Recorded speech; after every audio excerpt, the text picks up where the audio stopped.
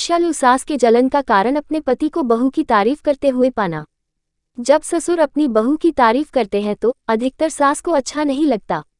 उन्हें ये लगने लगता है कि उन्हें बहू से नीचा दिखाया जा रहा है और ऐसे में उनके दिल और दिमाग में प्रति जलन पैदा होनी शुरू हो जाती है कि बहू के कारण बेटा अब उनसे प्यार नहीं करता है। ये सोचकर सास को ईर्ष्या होती है।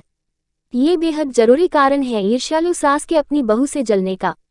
सास को अक्सर ये लगने लगता है कि बहू आ जाने से बेटा उनसे पहले की तरह पेश नहीं आता।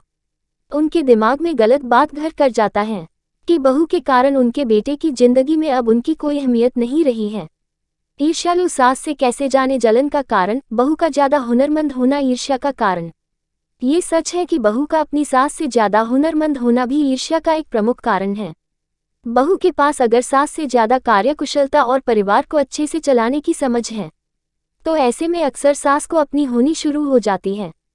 ईर्ष्यालु सास के जलन का कारण बेटे का ज्यादातर समय अपनी पत्नी के साथ बिताना। बेटे का ज्यादातर समय बहू के साथ बिताना भी सास के जलन का कारण होता है। उन्हें ये लगने लगता है कि बहू उनसे उनके बेटे को दूर कर देगी और साथ ही साथ उनके मन में और भी बुरे विचार हावी हो जाते हैं जो उनकी ईर्ष्या को और बढ़ाते हैं। घर में उनसे ज्यादा अगर बहू से राय ली जाने लगे तब सास को जलन होती है।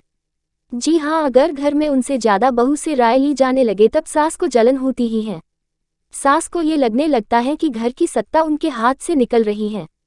सास ये सोच लेती है कि आखिर उनके रहते किसी भी काम के लिए बहू की राय लेनी कैसे जरूरी हो गई। ईर्ष्यालु सास के जलन का कारण परिवार वालों का बहू पसंद करना।